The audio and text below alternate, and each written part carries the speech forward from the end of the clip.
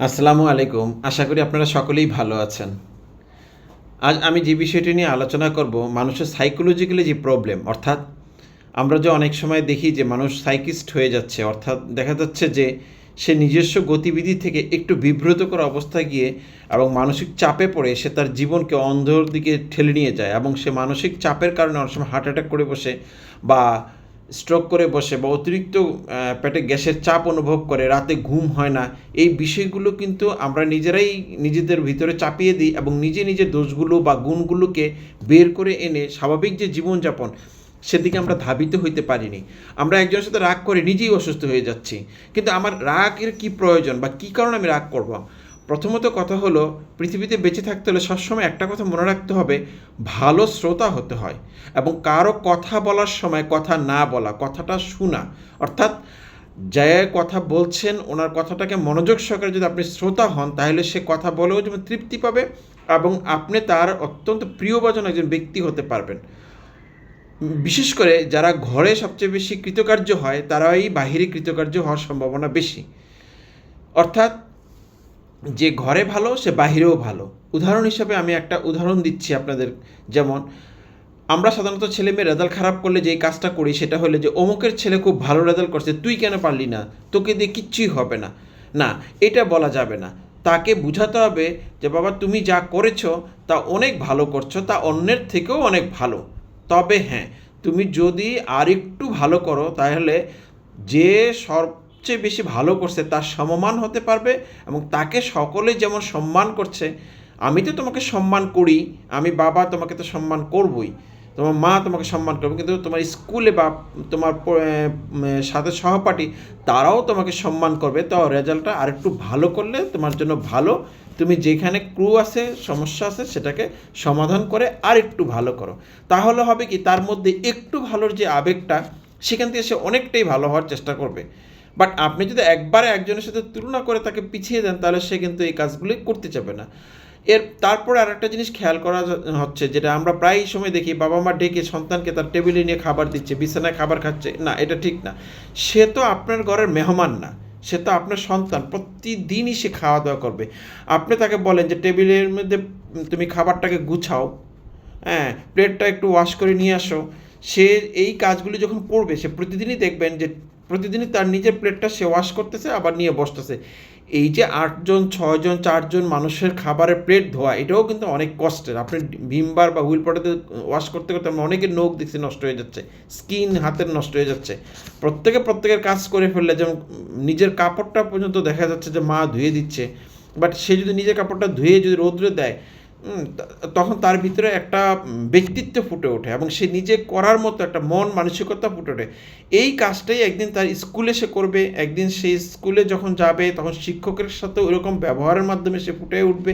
যখন সে চাকরিতে যাবে তখন সে কীভাবে ম্যানার করতে হয় এটাও শিখবে। তাহলে এটা কিন্তু তার ঘর থেকে শেখানো হয়। যেমন আগে রাজা বাদশারা তার সন্তানদেরকে কিন্তু কীভাবে যুদ্ধ করতে হয়, যুদ্ধের কৌশল, যে ভালো যোদ্ধা তার মাধ্যমে বল্লম, তীর এবং তলোয়ার চালানো, কিন্তু এটা রাজার সন্তানদেরকে কিন্তু শেখানো হইতো। অর্থাৎ আমরা আমাদের সন্তানদেরকে যদি দূরে রাখি, অর্থাৎ দূরের স্কুলে পড়াশোনা করাই, দূরে কোনো লজিংয়ে দিয়ে রাখি, বা আমরা যদি কোনো হোস্টেলে দিয়ে রাখি, তখন কিন্তু তারা বাবা মার প্রতি, বা আমরা বিদেশে পড়াশোনার ক্ষেত্রে যখন দিয়ে রাখি, তারা বাবা মার প্রতি ওই ভক্তিটা আর আসে না। সেক্ষেত্রে দেখা যায় যে আপনার এক সময় দেখা যাবে আপনারা বলবেন যে কী ব্যাপার, আমাকে তো আমার ছেলে খেয়ালই করে না বা আমার দিকে দৃষ্টি দেন। অথচ গ্রামের যেই সন্তানটা মা গরু, বাছুর, হাঁস মুরগি রেখে বড় করছে, তার দিকে তার বাবা মার সন্তান তার বাবা মার দিকে বেশি আকুতি বিকুতি করে, কিন্তু আপনার দিকে কেন করে না? সে জানে যে আপনার সব আছে, আপনি সব পারেন, কাজের লোক করতেছে, অথবা আপনার প্রতি তো তার আবেগ অনুভূতি দেওয়ার কোনো কিছুই নেই। এগুলো কিন্তু চিন্তা করতে করতে আপনি দেখবেন যে একসময় পেটের সমস্যা হচ্ছে, ঘুম হচ্ছে না, টেনশন, আবার কারোর সাথে এটা আপনি শেয়ারও করতে পারছেন না, কারণ নিজের সন্তান বা নিজের পরিবার। এই জন্য বিষয়গুলোকে খুব গভীরভাবে হ্যান্ডেলিং করতে হয়। যেমন অনেক সময় দেখা যায় যে বাবা মা ভুল করলে আপনারা অনেক সময় বকাঝকা করেন, হ্যাঁ তুমি বললে কেন বা বলছো কেন, এই ধরনের কথা বলা যাবে না। আপনি তাকে বুঝাবেন যে বাবা তুমি যে কাজটা করছো তা তো তুমি সুন্দরই করছো, তুমি আরেকটু সুন্দর করে করলে তোমার প্রতি খুব ভালো লাগতো, তুমি তো এই কাজটা করতে পারো। বয়োমুরব্বীদের সাথে শ্রদ্ধার সাথে কথা বলতে হবে। যেমন ঘরে সন্তান আছে, ওনারা বসে বসে অনেক সময় দেখা চায়ের অর্ডার করে, পানের অর্ডার করে, এই করে সেই করে, অমুক তমুক।